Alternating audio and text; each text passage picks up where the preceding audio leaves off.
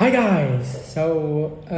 My name's Liam. Welcome back to the podcast. First of all, my name's Liam Raglan, and today I've got a really special guest on here with me in Aman Lalwani. So, hi Aman. Nice to meet you, Liam. You too. And basically today, as you know, we're going to be talking about the barriers to participation in sport and leisure in the Canary Islands, as well as some possible solutions that you think would be suitable and appropriate to improve in the Canary Islands. These barriers that you mentioned. And first of all, do you think the Canary Islands have a strong sport and leisure industry overall? Yes, definitely. I think the Canary Islands have a really strong sport and leisure industry because of the climate, tourism, and active lifestyle. Yeah.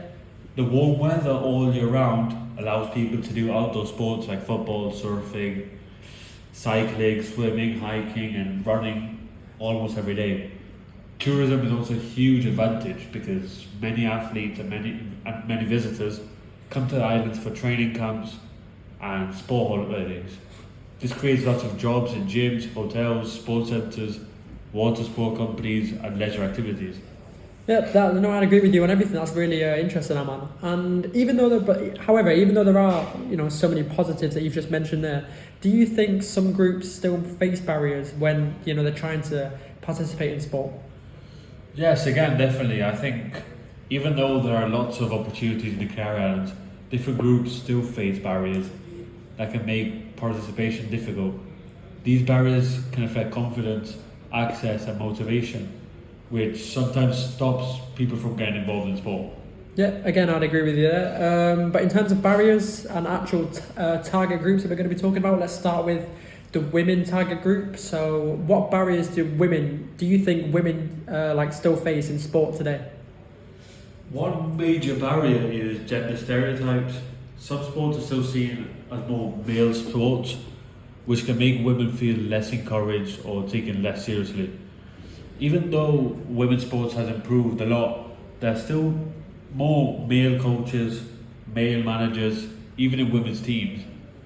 Women's sports also sometimes receive less funding, media coverage and sponsorship compared to men's sport.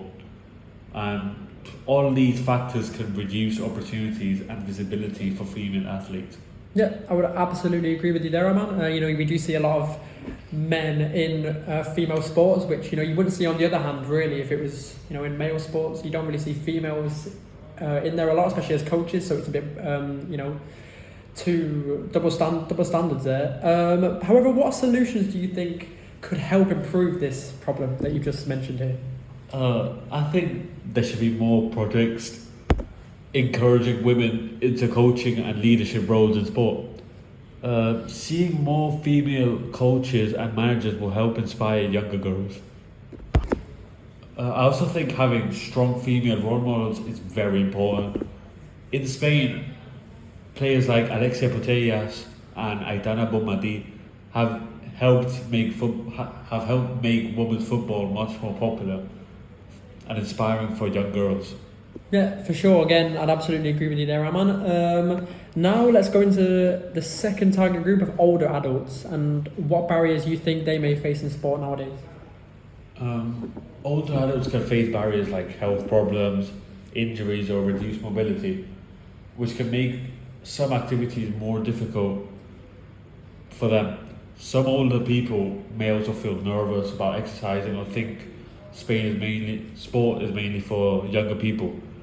Cost and access can also be an issue, especially if facilities or classes are too expensive or far away for them.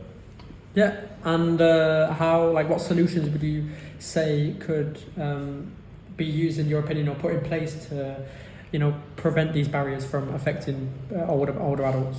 I think more low impact activities like walking groups, swimming lessons, and fitness classes designed for older adults will help a lot. These activities help people stay active while also improving social interaction and mental well-being. The warm climate in the Canary Islands is also a big advantage because older adults can stay active outdoors all year round, not like in mainland Spain or in another place in Europe. Yeah, again, 100%, absolutely agree with you. Now moving on to the third target group we're going to be talking about, which is younger people, and what barriers do you think affect their participation in sport? One of the biggest barriers for young people is cost.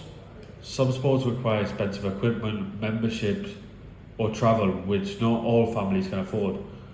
Another issue is confidence, since some young people might feel nervous about joining teams or worry about being judged if they're not good enough in a sport.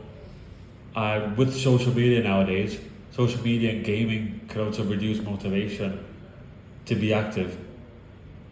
Young people living on small islands may also have fewer clubs, competitions, or facilities nearby. Since, for example, in La Gomera, there's only 2 football teams. Yeah, again, agree with you. However, what solutions, what would be your solutions for younger people? I would create more free or low-cost sport programs after school, where schools and local clubs work together. This will make sport more accessible for everyone. I also think having local role models is important. For example, Pedri is from Tenerife, and seeing someone from the Caribbean become so successful can inspire young people to get involved in sport and believe they can achieve similar goals. Yeah, Pedri, absolute top player for Barcelona. I absolutely agree with you there, Aman. Again, moving on to disabilities now, people with unseen and seen disabilities. What barriers do you think they may face? People with disabilities can face barriers like lack of accessible facilities, expensive adapted equipment, or limited opportunities to participate in inclusive activities. People with unseen disabilities such as anxiety or autism may also feel uncomfortable or unsupported in certain sports environments. These barriers can affect confidence and stop people from being included. Yeah, to be fair, I actually relate quite a lot to them. Barriers you just gave, since I'm a bit autistic. Right, and what solutions would you suggest to people like me and for the wider autistic? I think more inclusive sport programs and adapted facilities would make a big difference. It's also important to educate coaches and clubs so that everyone feels welcome and supported in sport. And I also think creating more awareness about inclusion could encourage more participation from everyone, especially people with disabilities. Yeah. And finally, what barriers can the LGBTQ plus community in sport? Can relate to this as well. Thank you for that question, Liam. A big barrier is fear of judgment or discrimination. Some LGBTQ plus people might not feel comfortable joining teams or clubs because they worry about being treated differently. There are also stereotypes in sport that can make people feel like they do not belong or will not be accepted there. And how could sport become more inclusive for the LGBTQ plus community? I think clubs should promote more awareness about equality and inclusion through workshops and campaigns. Having more LGBTQ plus athletes openly represent in sport would also help people feel more accepted and confident participating. And also creating a safe and supportive environment is really important, because sport should be for everyone. Absolutely.